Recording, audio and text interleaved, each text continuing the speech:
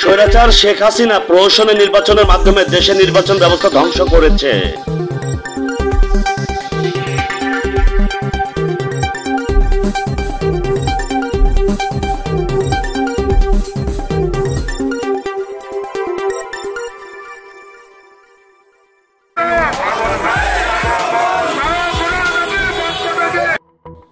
স্বৈরাচার শেখ হাসিনা প্রমোশনের নির্বাচনের মাধ্যমে দেশের নির্বাচন ব্যবস্থা ধ্বংস করেছে। জামালপুর থেকে আবুল কাশেমের পাঠানো তথ্যচিত্রে স্বাধীন বাংলা নিউজে বিস্তারিত। বিএনপির জাতীয় নির্বাহী কমিটির সহ সাংগঠনিক সম্পাদক অ্যাডভোকেট ওয়ারেস আলী মামুন বলেছেন, বাংলাদেশ নিয়ে আওয়ামী লীগের ষড়যন্ত্র শেষ হয়নি।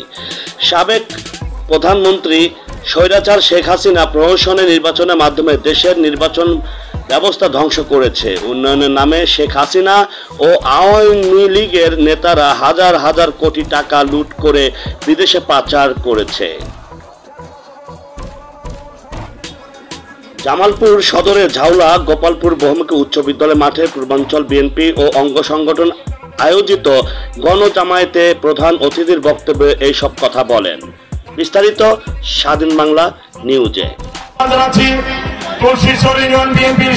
এই বাস্তবায়ন কমিটির অর্থ কমিটির সম্মানিত জনাব মিলন স্যারকে, নজরুল ইসলাম মিলন স্যারকে মঞ্চে আসন গ্রহণ করেন। ইউনিয়ন বিএনপির সভাপতিদের হাতে একটা করে বাক্স থাকবে। এখানে আমাদের আহ্বায়ক সদস্য সচিব যারা আছেন ইউনিয়ন বিএনপি, দয়া করে মঞ্চে আসন গ্রহণ করার জন্য আহ্বান জানাচ্ছি। জেলা বিএনপির সম্মানিত কোষাধ্যক্ষ জনাব রফিকুল ইসলাম সুমন,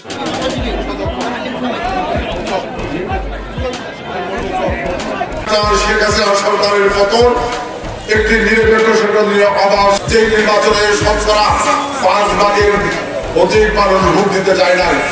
আপনার টেলিভিশনে দেখেছেন, পত্রিকায় ছবি ছাপানো হয়েছে, শিয়াল কুকুর শুয়ে ঘুম পাচ্ছে, ভোটার কেন্দ্রে নাই। মানুষ কুকুর মার্কা নির্বাচন হিসেবে আখ্যায়িত করেছিল।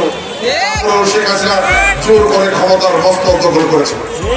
2018 সালে জাতীয় নির্বাচন বাংলাদেশের মানুষ নামাজ বন্দী করে আল্লাহর নাম নিয়ে ঘুমিয়েছিল। পরের দিন সকালবেলা ভোট কেন্দ্রে গিয়ে ভোট দিবে। শেখ হাসিনা নামাজের কথা বলে বাংলাদেশের মানুষকে ভোটের মধ্যে রেখে দিনের ভোট আগের দিন রাত্রিবেলায় প্রশাসন দিয়ে শেষ করে দিয়েছে।